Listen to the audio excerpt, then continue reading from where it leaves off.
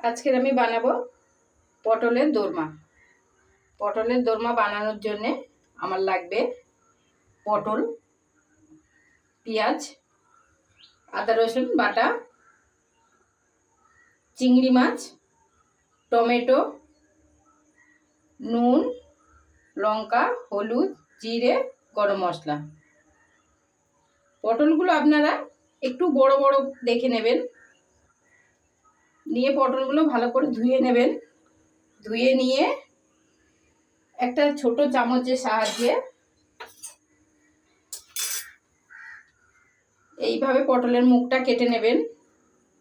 কেটে নিয়ে একটা ছোট্ট চামচের সাহায্যে ভিতর থেকে এইভাবে কুড়িয়ে কুড়িয়ে বের করে নেবেন।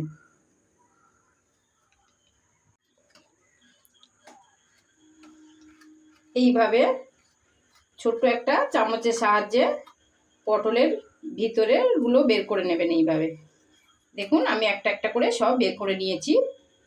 আর পটলের সাইজগুলো একটু বড় বড় দেখে নেবেন। দেখুন সুন্দরভাবে বের করে নিয়েছি। এটা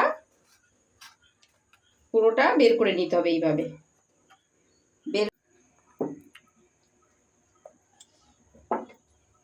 এইবার পটলের ভিতর থেকে যে পুরটা বের করেছিলাম, পটলের দানা, সেইগুলো ফেলবেন না। ওইগুলো শিলনোড়াতে হালকা একটু থেঁতো করে নেবেন। শিলনোড়া না থাকলে আপনি মিক্সিতে একটু গুলিয়ে নিতে পারেন। শিলনোড়ায় একটু এইভাবে থেঁতো করলে সুবিধা হবে। এইভাবে একটু থেঁতো নিলে দানাগুলো ভেঙে যাবে। হয়ে গেছে আমার থেঁতো করা। আমি এবার কড়াইতে তেল দেবো। পটলের পুরগুলো বের করে নিয়েছিলাম, এবার পটলটা আমি হালকা ভেজে নেব।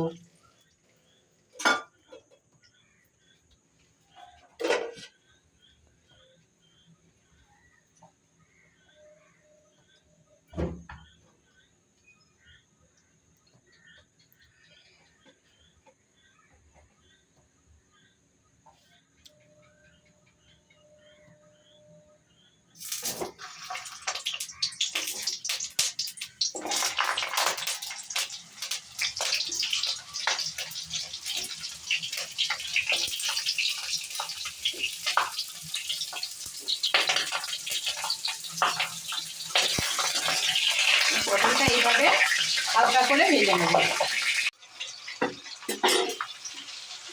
আমার পটলটা ভাজা হয়ে গেছে। আমি এবার পটলটা তুলে নেব। বেশি লাল হবে না, একটু সবুজ সবুজ থাকলে দেখতে ভালো লাগে। এটা ভাজতে ভাজতেও সিদ্ধ হয়ে গেছে।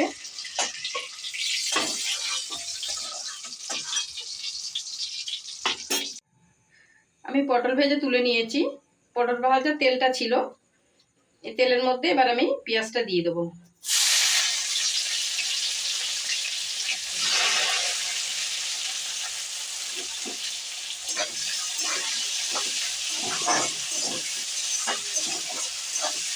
পেঁয়াজটা একটু লাল লাল করে ভাজা হবে।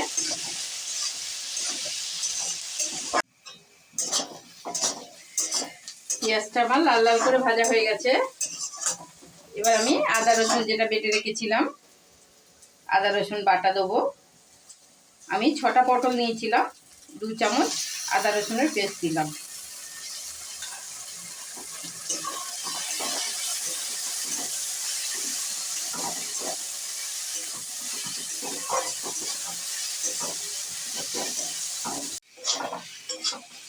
আদা রসুন পেঁয়াজ আমার লাল লাল করে ভাজা হয়ে গেছে। এবার আমি একটা টমেটো কুচিয়ে রেখেছিলাম, ওটা দেবো।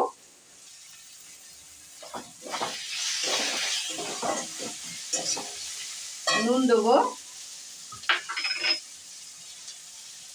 নুন দিলে টমেটোটা গলে যাবে, স্বাদ অনুযায়ী নুন দেবেন।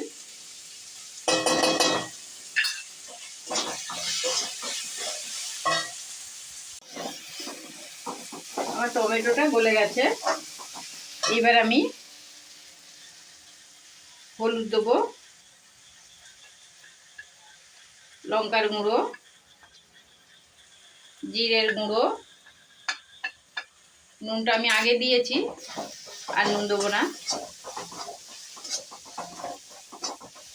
এবার একটু এটা নাড়ি চাড়িয়ে নেব।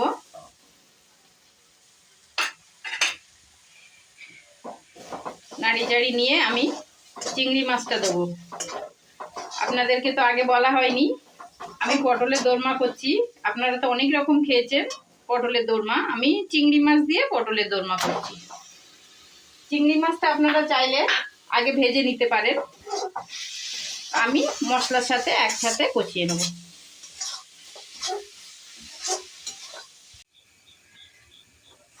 চিংড়ি মাছটা এর মধ্যে দিয়ে দিয়েছিলাম। চিংড়ি মাছটা একটু ভাজা হয়ে গেছে। দেখুন একটু আমি চিংড়ি মাছগুলো টুকরো টুকরো করে কেটেও দিয়েছিলাম, খুন্তি দিয়ে একটু ঘেঁটে ঘেঁটেও দিয়েছি। এইবার আমি এর মধ্যে যে পটলের ভিতর থেকে পুরগুলো বের করেছিলাম সেটা দিয়ে দেবো।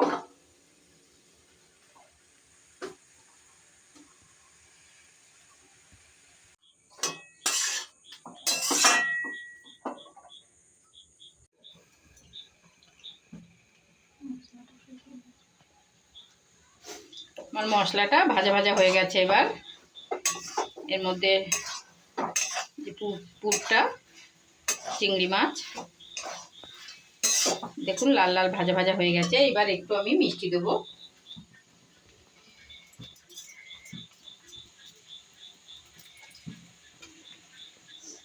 একটু গরম মশলা দেবো।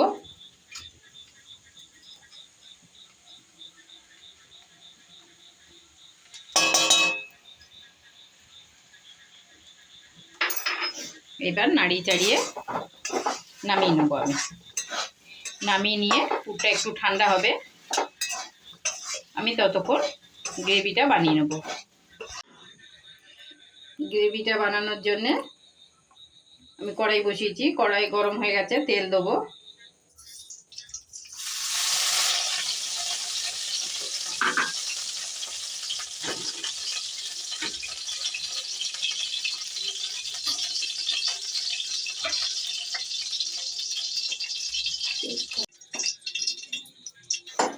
তেল গরম হয়ে গেছে, তেজপাতা দেবো। আমি একটা পেঁয়াজ বেটে রেখেছিলাম, পেঁয়াজটা দেবো।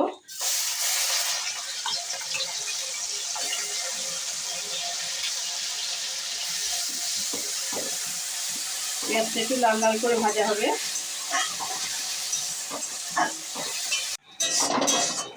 পেঁয়াজটা আমার লাল লাল করে ভাজা হয়ে গেছে।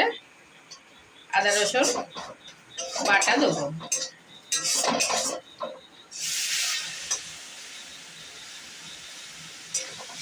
আদা রসুনটা একটু লাল লাল করে ভাজবো।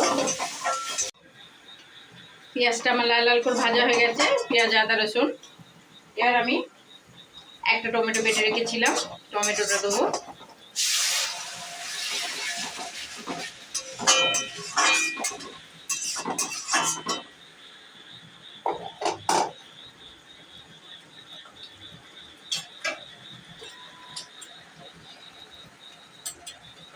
হলুদ দিলাম,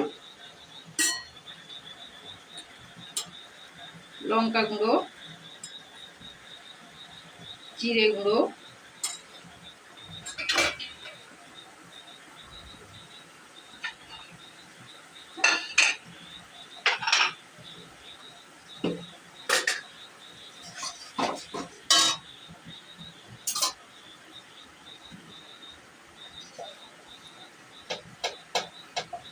স্বাদ মতো নুন,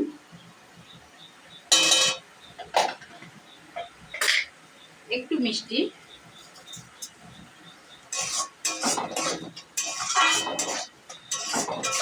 এবার এটা একটু ভেজে নেব। আর মশলা লাল লাল করে ভাজা হয়ে গেছে, আমি এবার জল দেবো।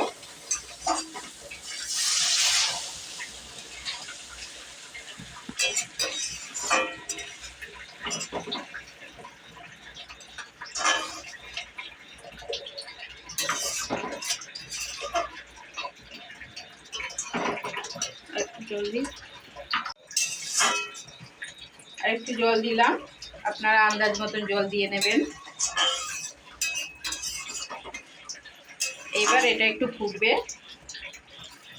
আমি একটু ঢাকা দিয়ে রাখবো ততক্ষণ আমি পটলের পুরটা ভরে নেব।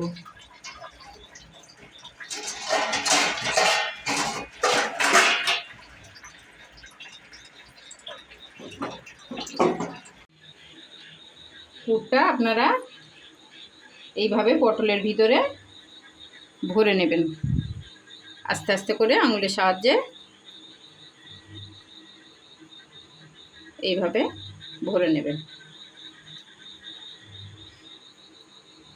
দেখুন আমি এইগুলো এইভাবে ভরে নিয়েছি। আমার গ্রেভিটা ফুটছে ততক্ষণ আমি এটা ভরে নিলাম।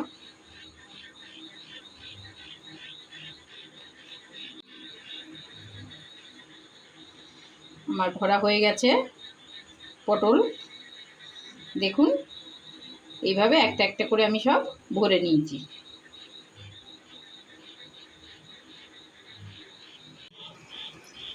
এবার আমি খুলে দেখব।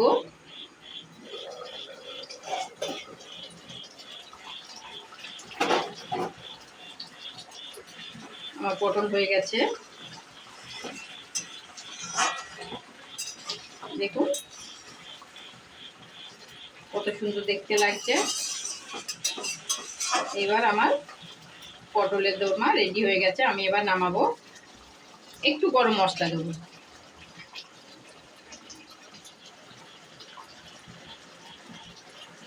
একটু গরম মশলা দিলাম।